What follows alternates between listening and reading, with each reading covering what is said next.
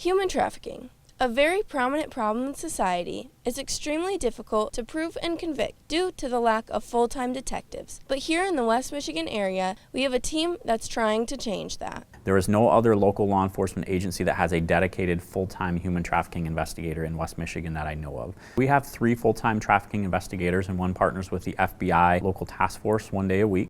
I'm also work with the FBI's West Michigan-based Child Exploitation and Human Trafficking Task Force. The need for full-time human trafficking detectives is essential to solving these cases, which can turn out to be quite complex. The process of investigations within human trafficking is actually pretty complex. A lot of these times in human trafficking investigations, there is no evidence and you have to find it. The big things with these types of crimes is that we need a victim. Knowing that when you're interviewing someone that's been trafficked for quite a while is comparable to interviewing someone that's been brainwashed. A lot of the victims that I've talked to and interviewed, they don't even realize they're victims.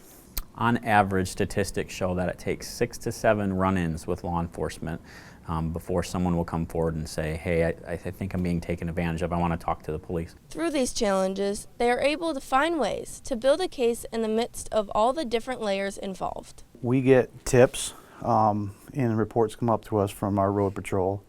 We look at some similarities that we see with our victims. So as we start to see more of those lights kind of light up of indicators, then we start to slow down a little bit and pause and look a little bit more. They'll do up their report, they'll fill out some special forms they need to send out that electronically get sent down to the prosecutor's office and they review it. Once the investigation is complete, it's been reviewed by the prosecutor, charges will be authorized, and then when we go for an arrest, that's a whole different arm of it. Depending on what we'd call a threat assessment that would be completed prior to making any arrest with our detectives, are they a violent offender, they have access to weapons and things like that, we might use our tactical team to go and arrest that person at their home or somewhere else. So we do a lot of surveillance on them. It's called pattern of life. We learn their pattern of life, and then once we're ready, then we effect the arrest. It varies, but we are pretty successful in having cooperative people turn themselves in. Although the public only sees the glory of the arrest, these detectives work tirelessly to bring the criminals to justice. Those investigations are very time intensive. And there's a lot of paperwork and a lot of search warrants and a lot of data that we have to collect. Because the way we run our investigations is that we don't want to re-victimize the victim. If we have all the right elements to the crime, if we've established probable cause that we need to, then we can still have a slam dunk of a case. We've had cases where, again, it takes months. One of the trafficking cases I had took 7 months, and I ended up having to write 17 search warrants.